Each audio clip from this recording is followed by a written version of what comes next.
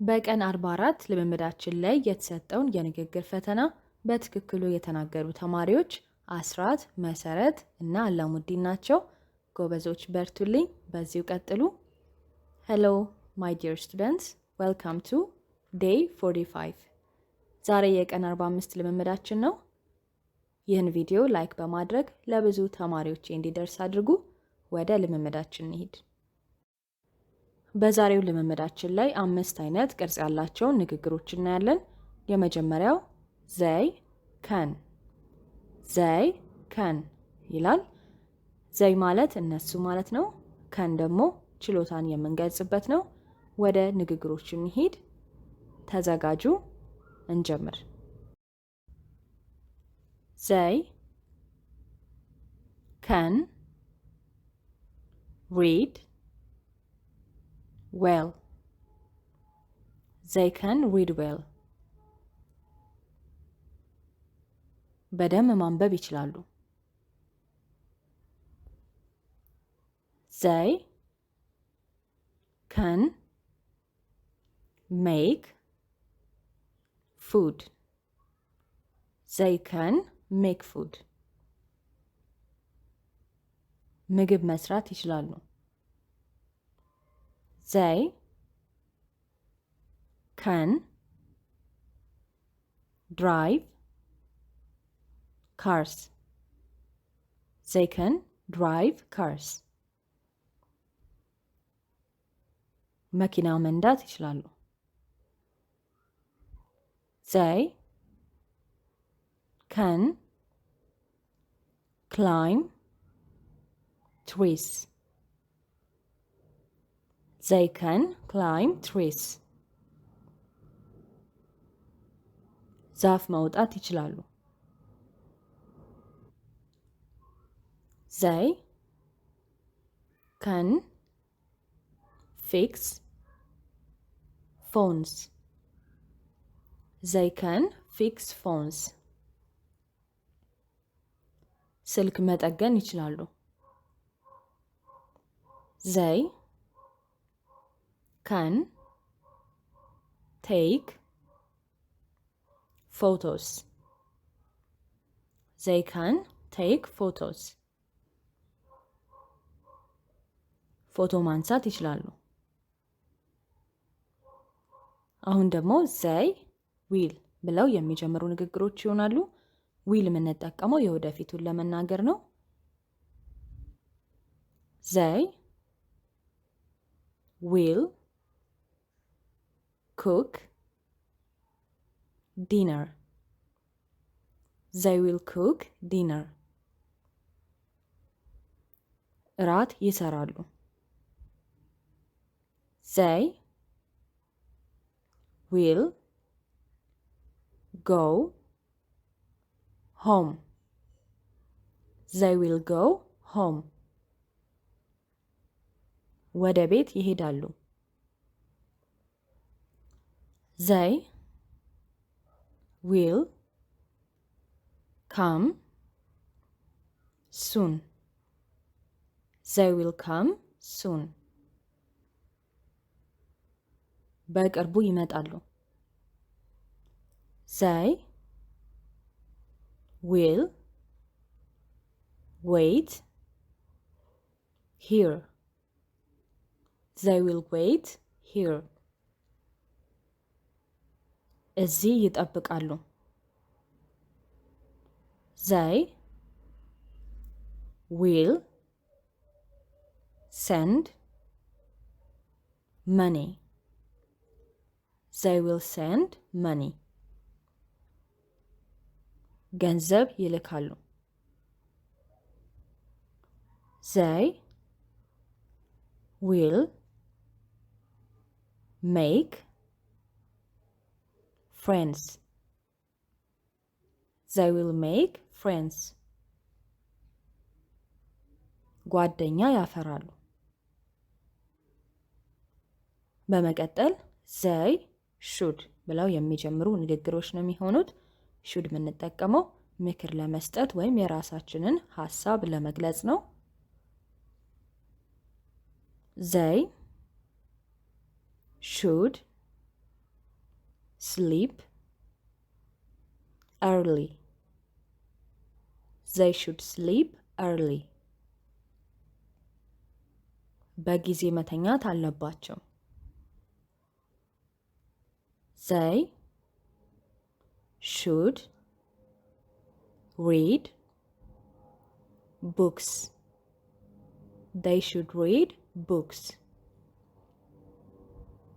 መጽሐፍ ማንበብ አለባቸው። They should work hard. They should work hard. ጠንክረው መስራት አለባቸው። They should pay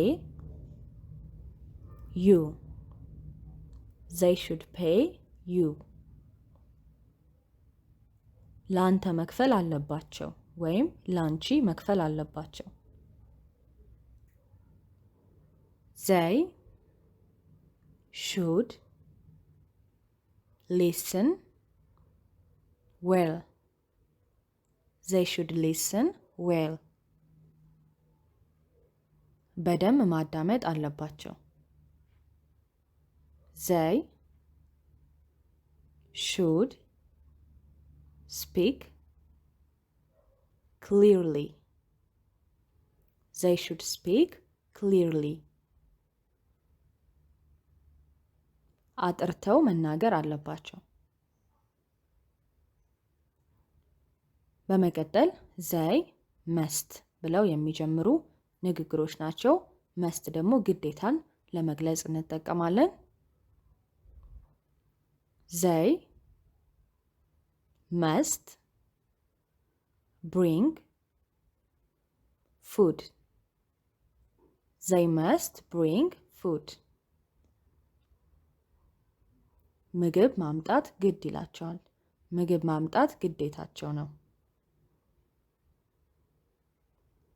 They must say sorry. They must say sorry. ይቅርታ መጠየቅ ግድ ይላቸዋል። They must wear mask. They must wear mask. ማስክ ማድረግ ግድ ይላቸዋል። They must respect others. They must respect others. ሰዎችን ማክበር ግድ ይላቸዋል። They must keep quiet. They must keep quiet. ጸጥ ማለት ግድ ይላቸዋል። They must keep working. They must keep working. ስራቸውን መቀጠል ግድ ይላቸዋል። በመጨረሻም they might ብለው የሚጀምሩ ንግግሮች እናያለን። might ደግሞ አንድ ነገር የመሆን አዝማሚያውን ይገልጻል። They might come later. They might come later. በኋላ ሊመጡ ይችላሉ፣ ላይመጡም ይችላሉ። They might call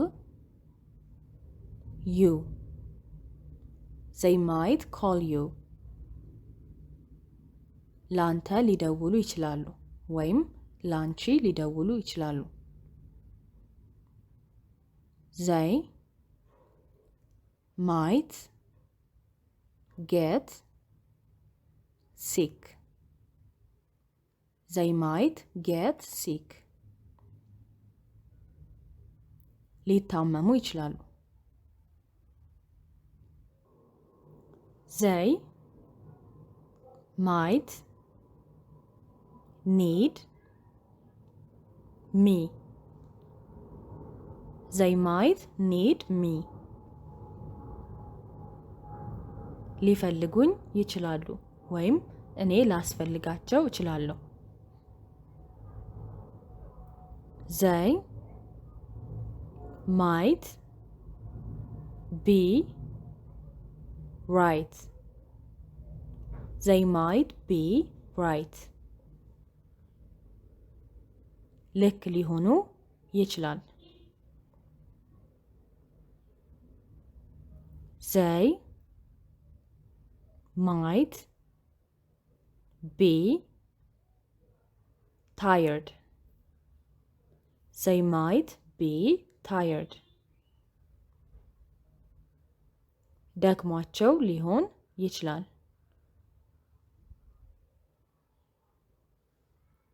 ንግግሮቹን ጨርሰናል። ወደ ፈተናችን እንሄዳለን። 10 ንግግሮች ናቸው። They can read well. They can drive cars. They will go home. They will send money. They should work hard.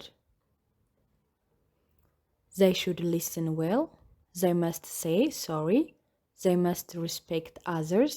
They might call you. They might need me. እነዚህን 10 ንግግሮች ልምምድ ካረጋችሁ በኋላ ከላይ በምታዩት የቴሌግራም አካውንት ወይም የመጀመሪያ ኮሜንት ላይ በምታገኙት የቀላል እንግሊዘኛ ቴሌግራም አካውንት በመግባት ድምጻችሁን ቀርታችሁ ትልካላችሁ ማለት ነው። ፍጥነት ላይ ትኩረት አታድርጉ። ቀስ ብላችሁ ንግግሮችን እርግጥ አድርጋችሁ በትክክል መጥራታችሁ ላይ ትኩረት አድርጉ። ለሁላችሁ መልካም ልምምድ። በሚቀጥለው የልምምድ ቪዲዮ እንገናኛለን። እስከዛው ሰላም ቆዩልኝ። ባይ ባይ።